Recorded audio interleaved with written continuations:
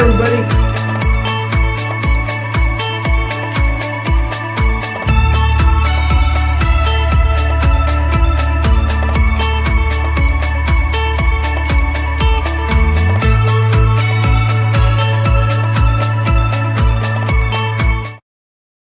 Welcome, travel advisors, to lesson 3 with Mike Archer. How you doing today, Mike? So welcome back, everybody. We are in lesson 3. You should be on page 12 of the manual. And we are in the second phase of establishing the relationship. So now that you know what the basic styles are, what are you going to do with them? How do you interact with your client base? And that's what we're going to talk about today. There's 2 parts to it. There's versatility and backup behavior. And then in the middle of that, there are clues to both of those that let you know how your people like to be treated. So this goes along with Jose's training of meet and greet and getting to know your client. All right. So the first thing that we want to do is I want you to go to the top of page 12. And I want you to circle right underneath versatility. I put it in italics on purpose. And the key to versatility is nothing more than getting on the same page with your client. And the key here is, am I willing to temporarily change my behavior to accommodate the other person? So this is part of how we're going to be versatile. There's 2 parts to this. How you be versatile, what are the steps that you take to get on your client's same page, and then there's the where to be versatile that's on page 13 that we're going to get to in a minute. And the 2 are different, and you need to understand that because it shows up on the test. So the temporary changes, that you have to do this in order to make them feel more comfortable. And it's really easy if you know what to look for. And now that you know what the styles are and the style clues, now you can take a look at, okay, what do I need to do in order to make the other person more comfortable? And there's a couple of ways to do this. And the how to be versatile are right here. They're on the bottom of page 12. Your physical appearance, your communication, your diction, your pacing. So let me give you an example from my work life. Normally, when I would go to school, when I first started, my publishing company had a dress code. We needed to wear sport coats and ties, or suits and ties, to the schools. And it got to be kind of a hassle because I'd walk down the hallway in the passing periods, and I can't tell you how many times kids would come up to me and they go, "Are you the narc?" And I go, no, I'm just the yearbook guy. I'm just heading down to the yearbook room. They'd laugh. So from then on, I said, you know what? This dress code doesn't work for me. So when I'm going to the classrooms, I'm just going to wear, like today I've got on a sweatshirt because it's a little cool outside, but I wear a polo shirt, I wear a pair of khakis or chinos or slacks, and hard-soled shoes. And if I was going to be meeting with an administrator that day, or a principal or a purchasing director, I would wear a collared shirt, and then I'd put a tie on. If it was during the day when I was making other yearbook calls, I'd put a tie on and then go talk to the principal or the purchasing director, and then take the tie back off again when I went to my next school. That's your physical appearance. Are you dressed appropriately for the occasion? All right. So your communication and pacing, it's the ability to communicate well and with good grammar, diction, and pacing. So where styles comes into play on this, people who are right of the line, expressives and drivers, are going to be faster paced. They're going to speak faster. Their actions are going to be faster. Their decisions are going to be faster. People who are left of the line, because this is an assertiveness trait, people who are left of the line are going to be a little bit slower. So you people who are right of the line, you're going to have to slow yourself down a little bit on your pacing, your actions, and so forth. The next one is a competence and compatibility. There are two things that people look for when they do business with you. The very first one is they are assuming competence. Otherwise, they wouldn't be talking to you. And that's going to be pretty easy to figure out. So the next thing that they're looking at is going to be compatibility. Do I want to continue listening to this person? Do I think this person can help me? And that goes back to lesson one, when I told you that the very first decision people make is not whether they're going to buy from you, it's whether they're going to continue to listen to you. Well, that comes into play here with the competence and the compatibility feature of how you're going to be versatile. So then the next thing to look at is the verbal and nonverbal feedback as appropriate to manage the telling tension. And we're going to get into that in the next lesson when we go into what we call the conversational circle. Is what is the engine that drives this conversation? And it's called the conversational circle, which we're going to get into in lesson 3. If you want to read ahead, feel free after this lesson to do that.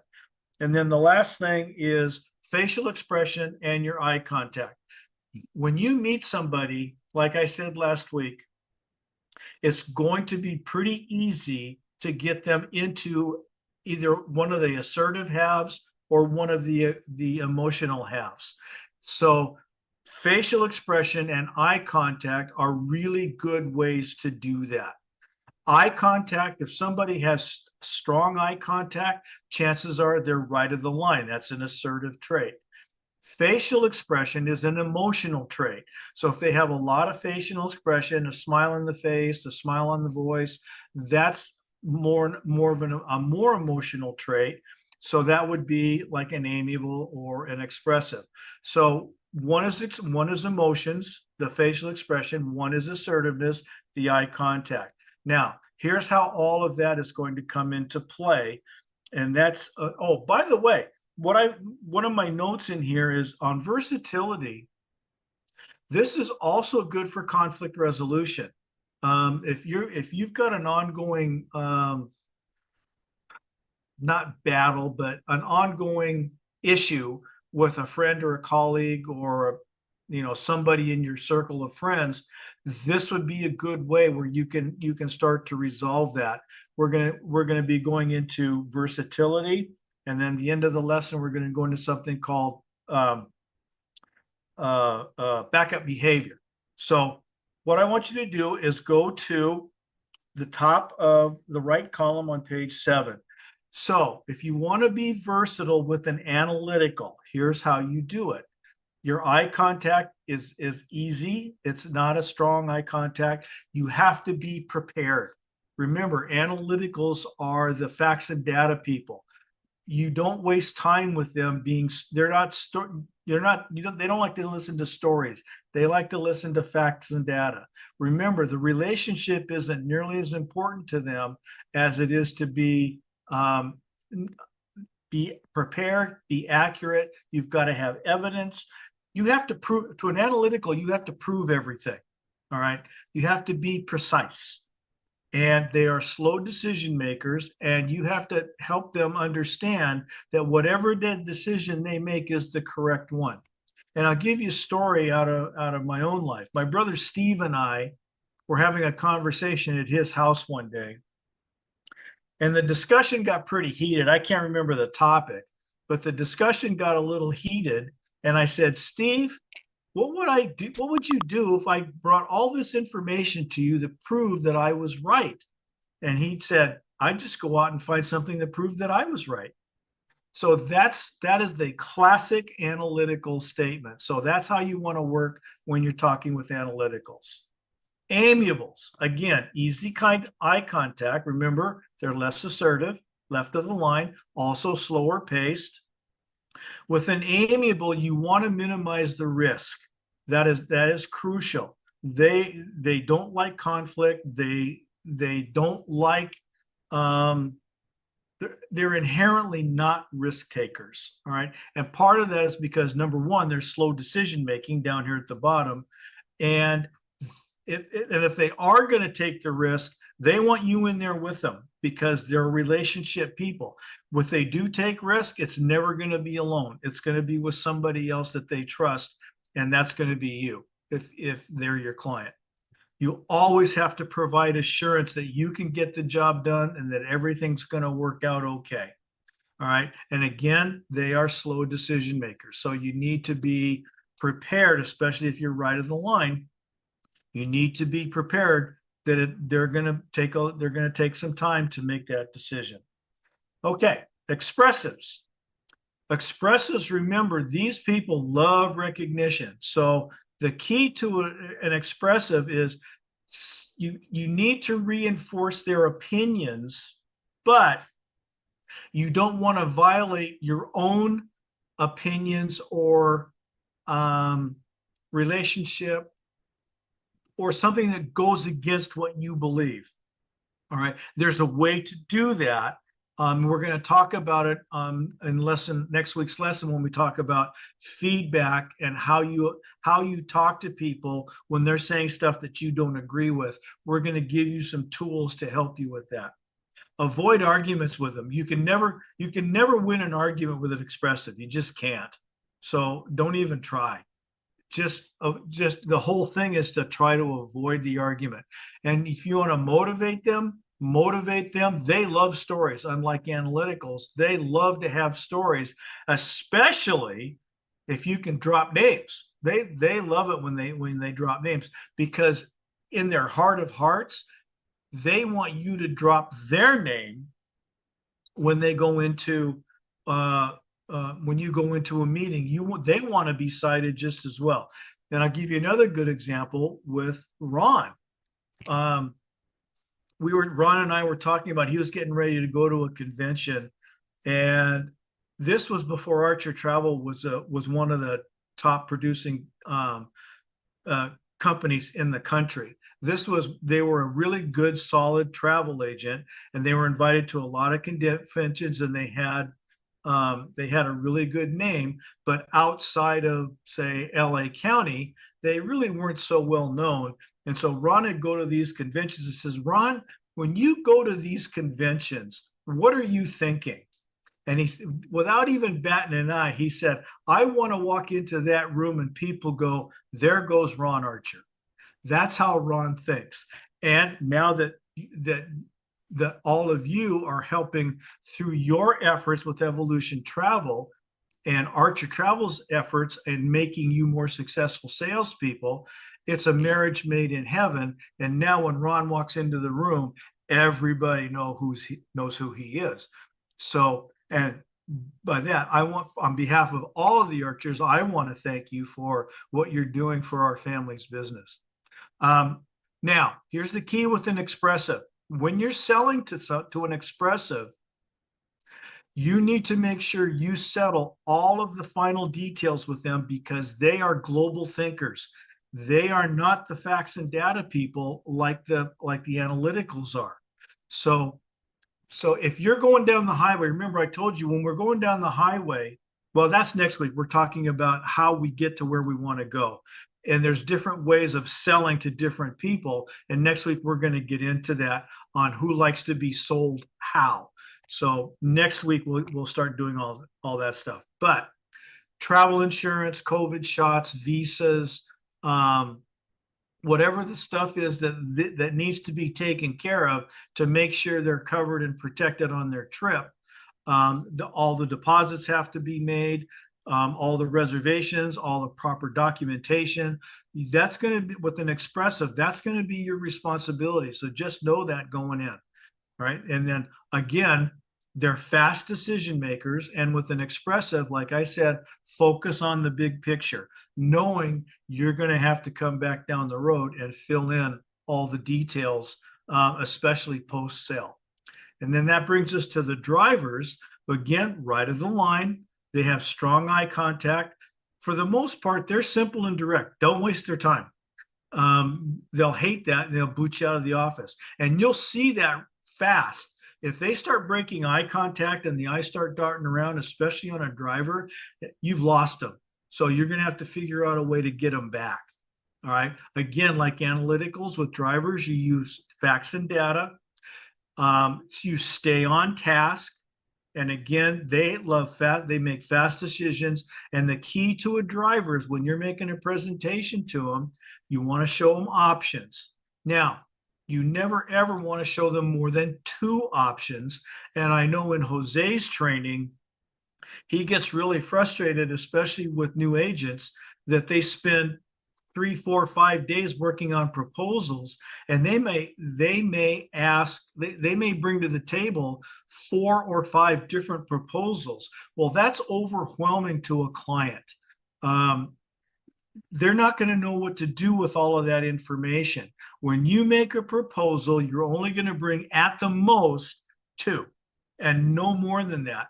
And the reason you're going to be able to do that is because next week we're going to start talking about what are the questions you ask, how do you ask those questions, and if there's any particular order that you need to ask those questions. So you're going to see how all of these lessons are going to come together as a unified whole. And what we're doing is we're taking one lesson to build onto the total plan for the next lesson. So what we're doing today is, okay, now that I know what these people's styles are, this is how I want to treat them as a rule. Now, always, as always, situations are going to change. So you've got to be prepared to switch up on the fly if you need to. But these are the basics of how you deal with that.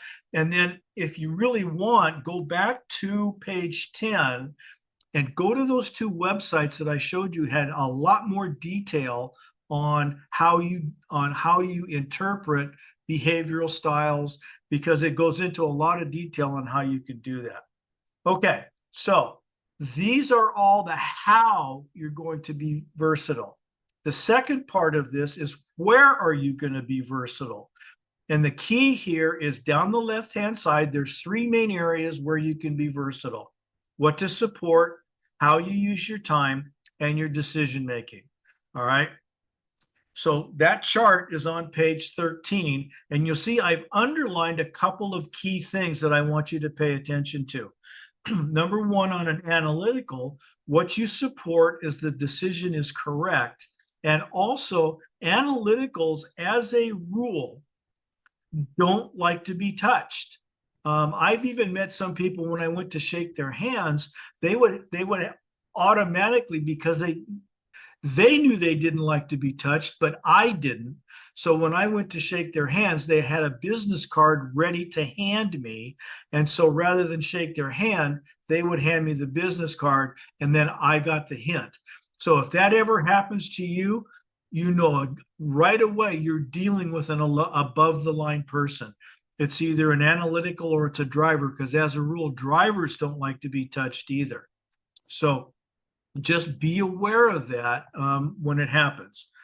In the use of time, just pay attention. You can see across the top, I've got the 4 styles. Down the side is where you can be versatile.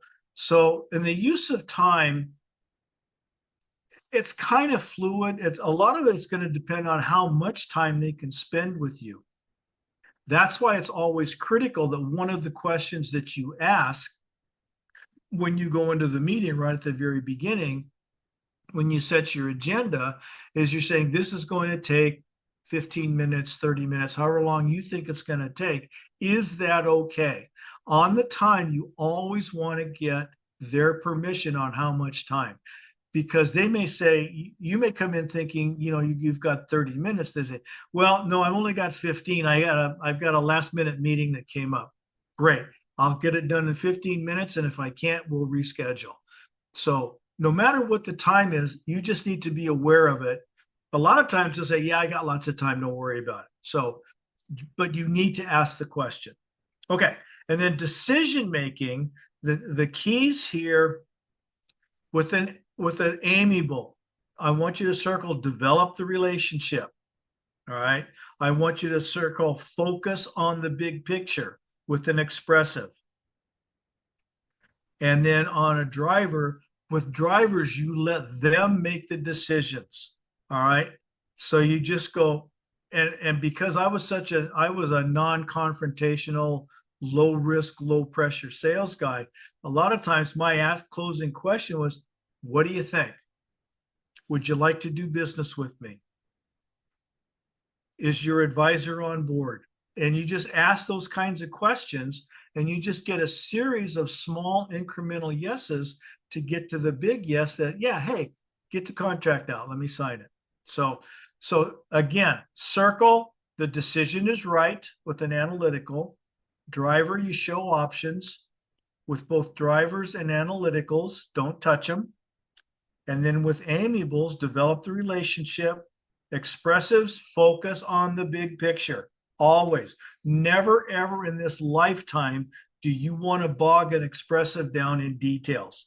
The details come with an expressive post-selling. Get them to agree that they want to do business with you. Then you settle all the final details with an expressive. And then finally on drivers, let them make the decision. Okay, that's it. That's how you get on the same page.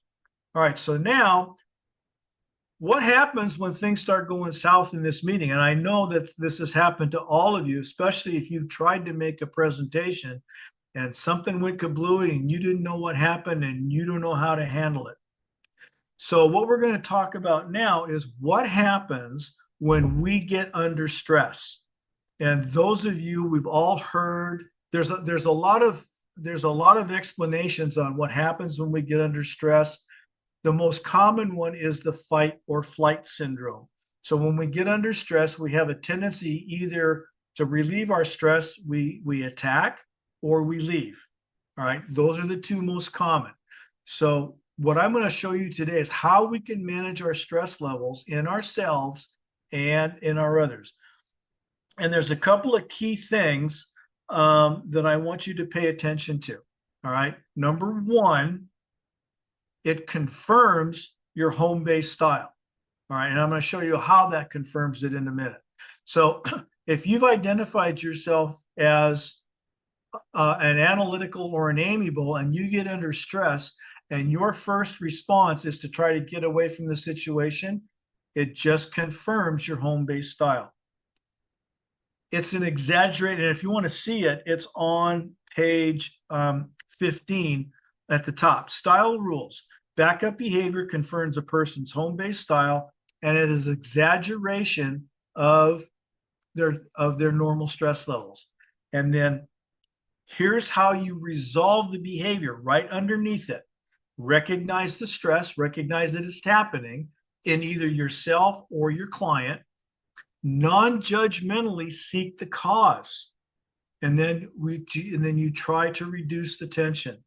An example from my own business: I was walking down with a yearbook advisor who I was trying to get as a new school for the following year, and I didn't know her very well.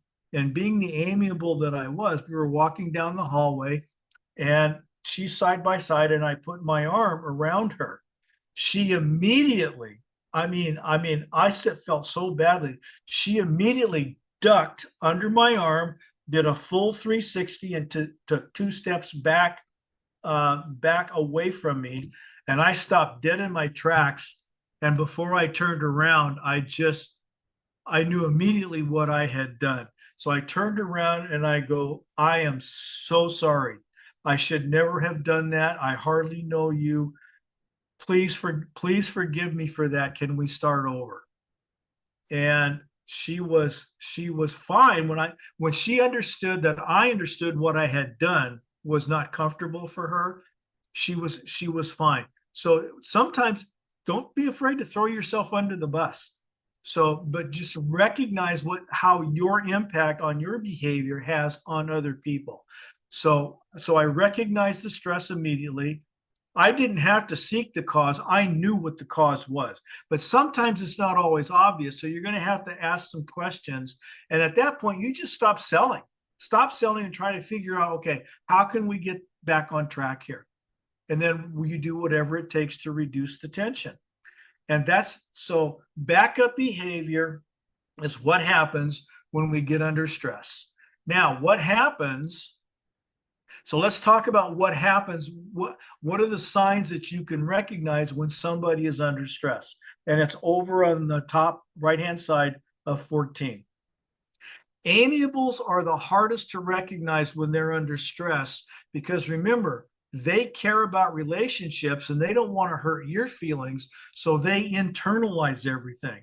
So that's why you really need to pay attention if you've identified an amiable. Their voice and their face goes flat.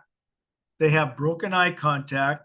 Their posture change. The biggest thing to look at when people are under stress is what they do with their posture. So an amiable, the posture will change. They'll go back and they'll go compact. In my case, a lot of times I just start looking down because I break eye contact and they withdraw internally. So what'll happen is you'll keep talking and talking and talking.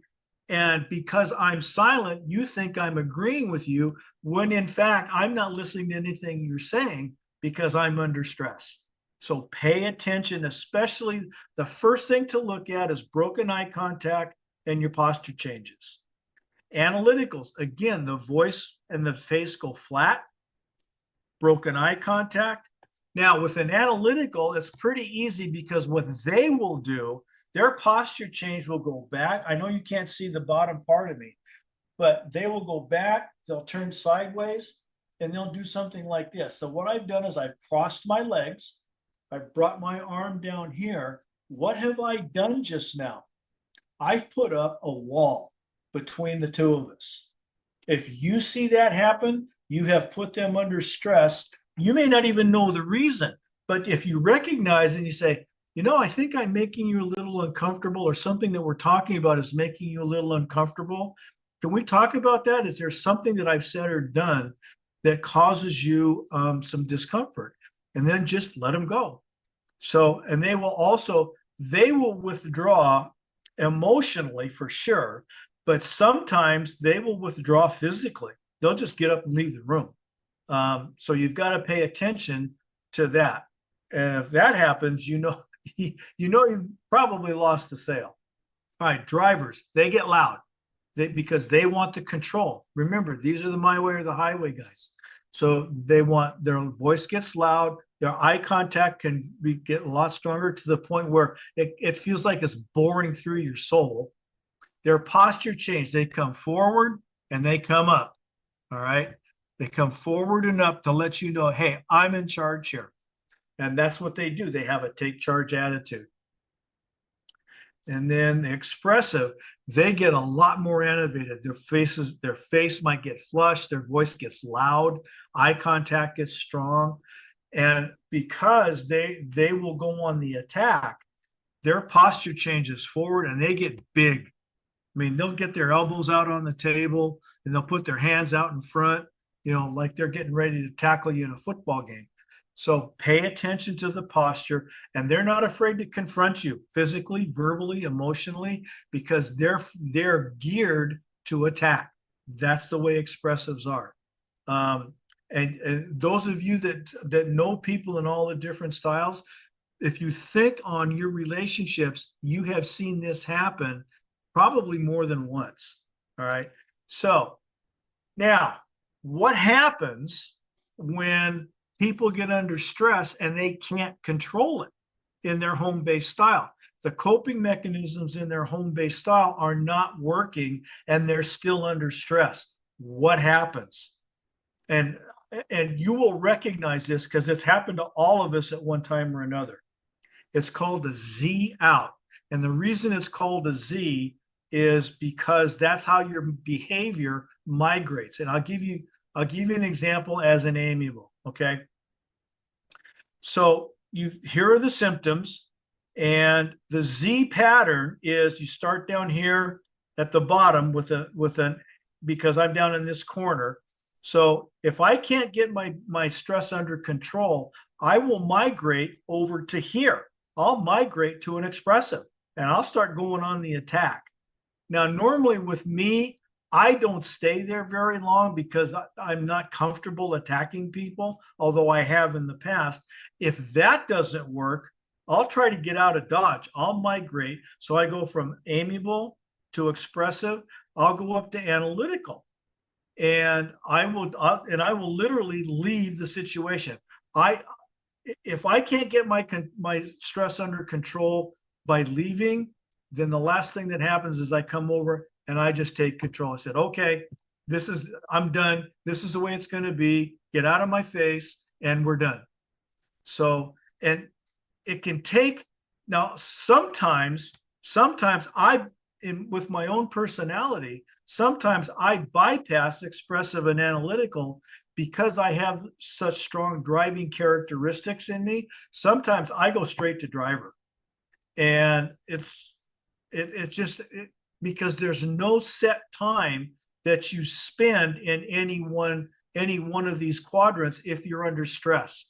It's what can you do to get your stress under control the fastest? And for me, very seldom do I stay very long in here, very seldom. But I've had some arguments where I physically gotten up and got in my car and I have left. Whether it was a party, I got into an argument with my daughter one time over something, and I was so angry, I actually got the car keys, went in the car, and I went out to Baskin Robbins and bought ice cream, and I left her standing there because I could not get my stress under control any other way. We've all had this. It happens to all of us. And so just be aware that it's going to happen, and that what you're still going to try to do, you're still going to try to make it work by recognizing the behavior, seek the cause of the tension, and then try to reduce it to tolerable levels. If you get into a Z out behavior, this is going to be a lot harder to do, because the more stress you're under, the harder it is to get both your stress and their stress under control. Because if you're going into a Z out behavior, chances are so are they. And so that just means everything is elevated. So you're going to try to avoid this as much as you can, but just be aware this is what happens. So now you have a mechanism that you can put in the back of your mind. So when stress happens, you can get it under control quickly. So backup behavior does not happen. All right. So that's it for today's lesson, wonderful people. Amanda, do we have any questions? We do not have any questions at this time. Okay. Well, guys, we're 2/3 of the way through on the behavior and the behavioral styles. Lesson 4, actually, we're done with that. Lesson 4, what we're going to do now is we're going to take all of this, the first 2 things that we have done, and now we're going to work. Okay, now that we understand and we have all this stuff that we can use, how are we going to put it all together? And that's next week in lesson 4, which is what we're going to talk about, our communication skills. How can we make ourselves better communicators in order to get on the same page in order to affect the sale? And that's it. So thanks for being with us today. I will see everybody 1 o'clock next Tuesday. See ya.